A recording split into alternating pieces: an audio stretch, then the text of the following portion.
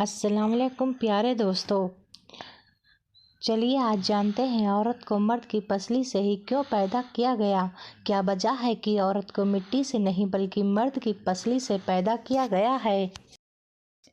عورت کو مرد کی پسلی سے بنا کر اللہ تعالیٰ نے مرد کو اس حکمت کا اشارہ دیا ہے کہ میں نے عورت کی تخلیق فرشتوں کی لائی ہوئی مٹی سے نہیں کی بلکہ تیرے جسم سے اس لیے نکالا تاکہ عورت کا پردہ قائم رہے۔ فرشتوں کو بھی خبر نہ ہونے پائے کہ زمین کی کون سی مٹی سے عورت کی تخلیق ہوئی ہے، یعنی عورت کے پردہ کی حد تو دیکھیے۔ فرشتوں سے بھی عورت کی بناوٹ کا پردہ لازمی قرار دیا گیا ہے، اور پہلی عورت اس مرد کی پسلی سے نکلی جو اس کی منکوحہ کہلائی۔ اب بات آتی ہے پسلی کی۔ عورت پسلی سے ہی کیوں نکلی؟ کیا ٹیڑھا پن وہیں سے ملا؟ نہیں، تو یہ بات بھی حکمت سے خالی نہیں ہے۔ انسانی جسم میں دل اور گوشت سے نازک حصے پسلی کے پیچھے چھپے ہوئے ہیں، یعنی پسلی ڈھال ہے ان نازک حصوں کی۔ اللہ پاک نے عورت کو پسلی سے پیدا کر کے یہ نہیں بتایا کہ عورتوں میں ٹیڑھا پن ہے، بلکہ عورت کو پسلی سے پیدا کر کے اللہ تعالیٰ نے یہ بات بھی سمجھا دی کہ عورت وقت پڑنے پر ڈھال بھی بن سکتی ہے۔ حضور صلی اللہ تعالیٰ علیہ وسلم اپنے صحابیوں کی محفل میں جلوہ فرما تھے کہ ایک شخص عرض کرنے لگا، یا رسول اللہ، کوئی ایسا مومن بھی ہوگا جو جہنم میں ہوگا؟ آپ نے ارشاد فرمایا، ہاں، ایک ایسا مومن ہوگا جو جہنم میں ہوگا،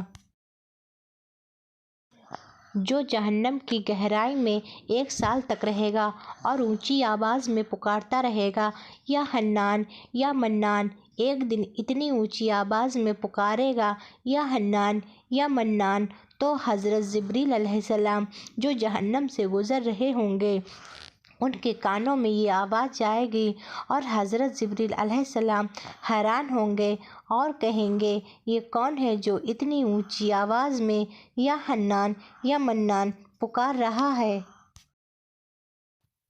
حضرت جبریل علیہ السلام عرش کے سامنے حاضر ہوں گے اور سر سجدے میں رکھ کر خدا کی تسبیح کریں گے۔ اللہ تعالیٰ فرمائے گا، اے جبریل علیہ السلام، سر سجدے سے اٹھاؤ۔ جیسے ہی حضرت جبریل علیہ السلام سر سجدے سے اٹھائیں گے تو اللہ تعالیٰ فرمائے گا، بتاؤ جبریل علیہ السلام، تم نے آج کیا عجیب بات دیکھی؟ حضرت جبریل علیہ السلام عرض کریں گے، اے خدا، میں نے ایک آواز سنی جو جہنم سے آ رہی تھی۔ ایسا لگ رہا تھا جیسے کسی گہرے کھڈے سے آ رہی ہو۔ کوئی بلند آواز میں یا حنان یا منان پکار رہا تھا۔ اللہ فرمائے گا، جبرائیل علیہ السلام، جہنم کے دروان کے پاس جاؤ اور جا کر کہو، جو بندہ یا حنان یا منان پکار رہا ہے اسے تمہارے حوالے کر دے، پھر اسے میرے پاس لے کر آؤ۔ حضرت جبرائیل علیہ السلام جہنم کے دروازے کے پاس تشریف لے جائیں گے۔ حضرت جبرائیل علیہ السلام دروازے پر دستک دیں گے، مالک باہر آئے گا۔ حضرت جبرائیل علیہ السلام اسے اللہ تعالیٰ کا حکم سنائیں گے۔ حکم سن کر مالک جہنم کے اندر جائیں گے۔ نبی کریم صلی اللہ تعالیٰ علیہ وسلم نے فرمایا، جیسے ماں اپنے بچے کو پہچانتی ہے ویسے ہی مالک جہنم کو پہچانتے ہوں گے، مگر اس کے باوجود بھی مالک اس یا حنان یا منان کہنے والے شخص کو تلاش نہیں کر پائیں گے۔ مالک باہر آئیں گے اور عرض کریں گے، جبرائیل، جہنم نے گہرا سانس لیا ہے، کون سی چیز لوہا ہے اور کون سی چیز پتھر ہے کوئی پتہ نہیں چل رہا ہے، اور کون انسان ہے کچھ پہچان نہیں ہو رہا ہے۔ جبرائیل علیہ السلام واپس اللہ تعالیٰ کے پاس جائیں گے اور اللہ تعالیٰ کی بارگاہ میں حضرت جبرائیل علیہ السلام سجدہ کریں گے۔ اللہ تعالیٰ فرمائے گا، جبرائیل علیہ السلام، سجدے سے سر اٹھاؤ اور بتاؤ، تم یا حنان یا منان کہنے والے شخص کو کیوں نہیں لائے؟ حضرت جبرائیل علیہ السلام عرض کریں گے اے خدا، جہنم کے مالک نے بھی معذرت لے لی ہے، انہیں بھی جہنم میں یا حنان یا منان کہنے والے شخص کو تلاش نہیں کر پائے۔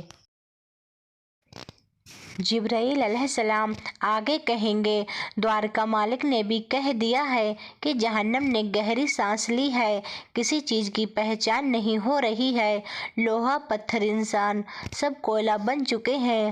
اللہ فرمائے گا جبرائیل جا کر کہو میرا بندہ جہنم میں فلاں گڈھے میں فلاں کونے میں اس حالت میں ہے۔ حضرت جبرائیل علیہ السلام جہنم کے دروازے پر جائیں گے اور جہنم کے مالک کو یا حنان یا منان کہنے والے کا پتہ بتائیں گے۔ حضرت مالک جہنم کے اندر جائیں گے اور دیکھیں گے ایک شخص اس کے پاؤں اور اس کی پیشانی کے ساتھ اور اس کے ہاتھ اس کی گردن کے ساتھ بندھے ہوئے ہیں اور اس پر جہنم کے سانپ اور بچھو لپٹے ہوئے ہیں۔ جہنم کے مالک اس شخص کی زنجیریں توڑ دیں گے اور باہر لا کر حضرت جبرائیل علیہ السلام کے حوالے کر دیں گے۔ حضرت جبرائیل علیہ السلام اسے لے کر عرش الہی کے سامنے حاضر ہوں گے اور سر سجدے میں رکھیں گے۔ اللہ پاک فرمائے گا جبرائیل علیہ السلام سر سجدے سے اٹھاؤ۔ حضرت جبرائیل علیہ السلام سر سجدے سے اٹھائیں گے۔ اللہ تعالیٰ اس شخص سے فرمائے گا کیا میں نے تیری طرف رسول نہیں بھیجے تھے؟ کیا میرے رسول نے تجھے میری کتاب نہیں سنائی تھی؟ کیا میرے رسول نے تجھے برائی سے نہیں روکا تھا؟ وہ شخص ساری باتوں کو مانے گا، اقرار کرے گا ہاں اللہ تعالیٰ میں نے سارے گناہ کیے ہیں، میں نے ساری غلطیاں کی ہیں۔ اللہ آگے فرمائے گا تو نے فلاں فلاں گناہ کیوں کیا؟ وہ کہے گا یا اللہ میں نے اپنی جان پر بہت ظلم کیا ہے جس کی سزا یہ ہے کہ مجھے جہنم میں ڈال دیا گیا ہے۔ وہ شخص عرض کرنے لگے گا یا اللہ پھر بھی اس کے باوجود بھی میں تیری رحمت سے مایوس نہیں، میری امید نہیں ٹوٹی، اس لیے میں یا حنان یا منان پکارتا رہا۔ مولا تو نے اپنی رحمت سے مجھے جہنم سے نکال لیا ہے، مجھ پر رحم فرما، مجھے معاف فرما۔ اللہ تعالیٰ فرشتوں سے کہے گا فرشتوں گواہ ہو جاؤ میری رحمت کے، میں نے اس شخص کو معاف فرما دیا۔ اللہ ہم سب کو گناہوں سے بچنے کی توفیق عطا فرمائے اور ہمارے ایمان کو مضبوط بنائے، آمین۔